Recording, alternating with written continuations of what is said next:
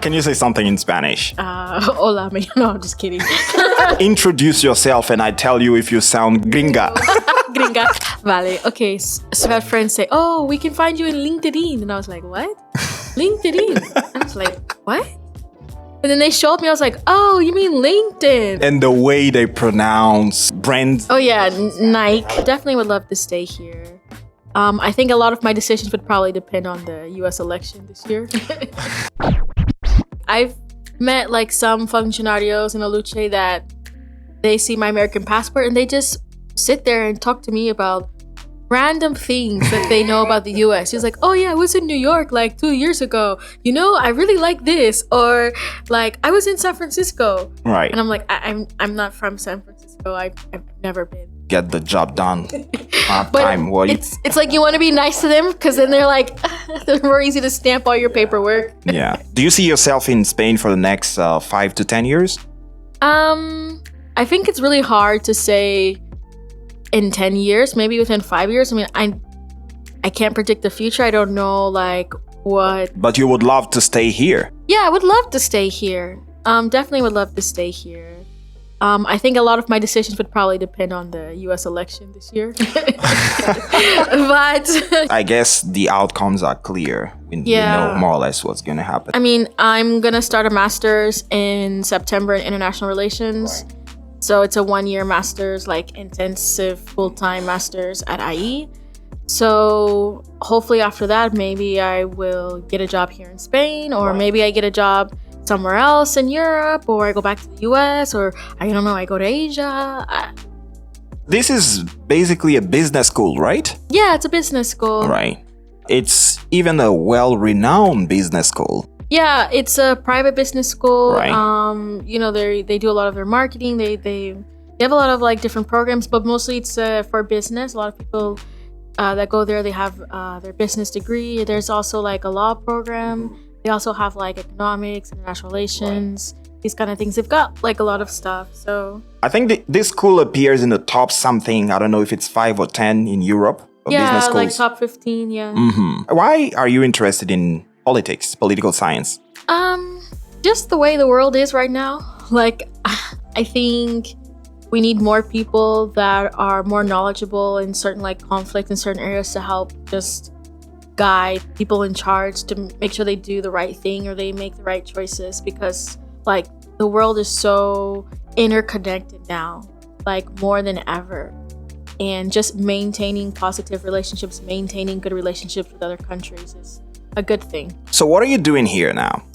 Right now I am a freelance English teacher or English like creator, I would say, because not only do I teach English, I do other things related to the English language. Mm-hmm. Some proofreading of articles or blog posts, some translations, but from Spanish into English, not English into Spanish.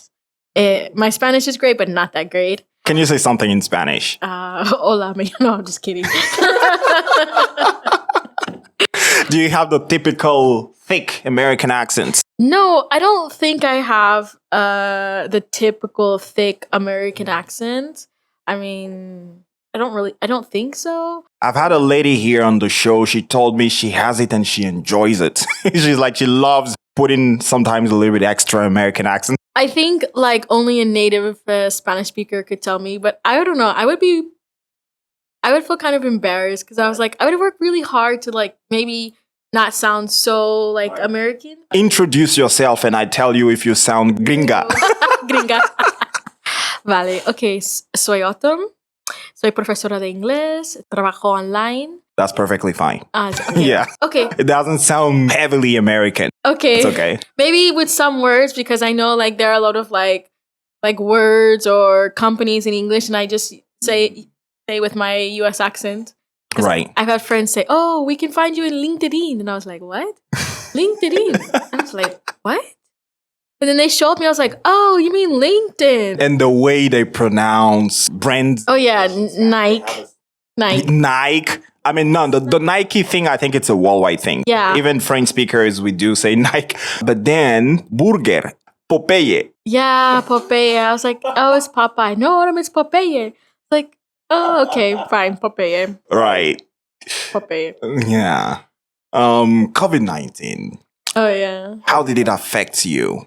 It affected me a lot because before COVID-19, I was teaching in person.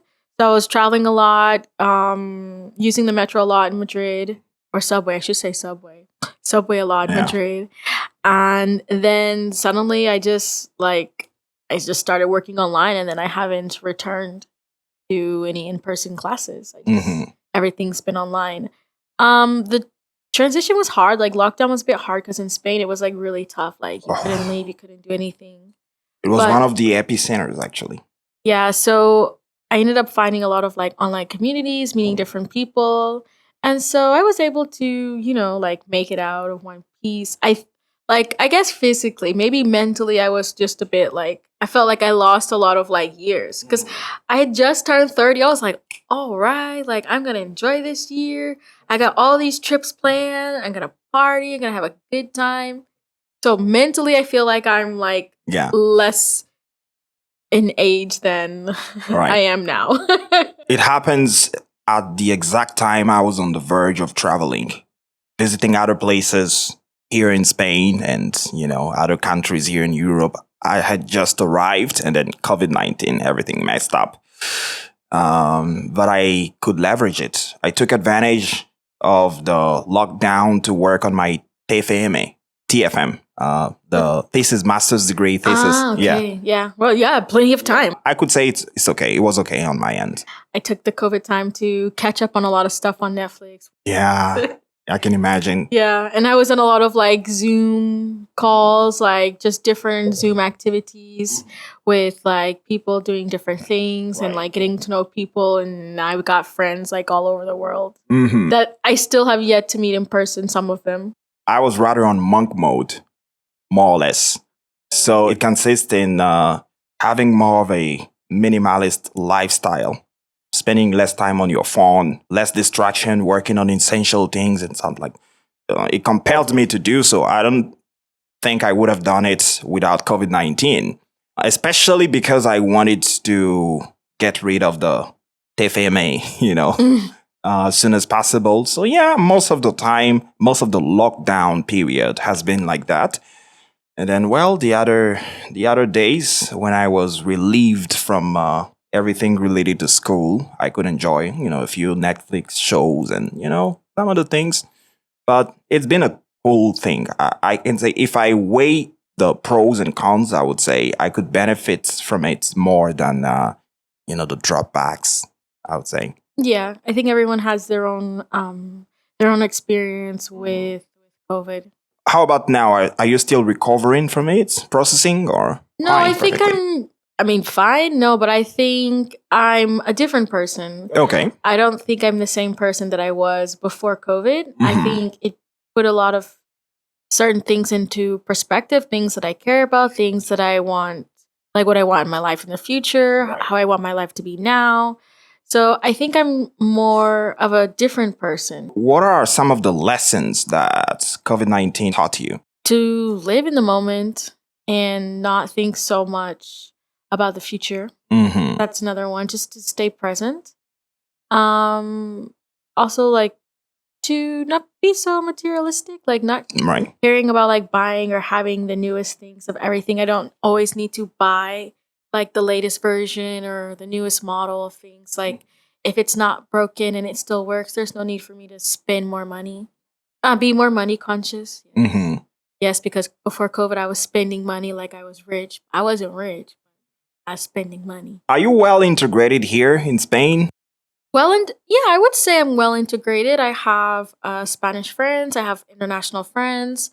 I do some hobbies in Spanish, which I've been trying to like improve my Spanish. Including yoga, right? Yeah, yoga. So I do yoga in English and in Spanish. I have Okay. some friends that are yoga teachers, so I go to their classes, and I also go to like a yoga studio, and I had done some classes in Spanish and other events like just there's some meetups. You go to language exchanges. I've gone to some museums or some like different talks that people have given. I'm in a lot of groups, a lot of like expat groups, or not even expat groups, but just groups of freelancers, expats, Women in Madrid. So they're always posting like events. And so I try to go to some of these events just to kind of like, see what else is out there, not always do the same thing. Hmm. This is a very happy town. Yeah, it I is. think Spanish people are pretty, not necessarily negatively, but pretty laid back. It's got to be the sun. Like, if you live in a place where it's always sunny, like, you can't be unhappy. The only thing Madrid needs is a beach. But the Madrid beach is in Valencia, as they say. Everybody from Madrid goes to Valencia.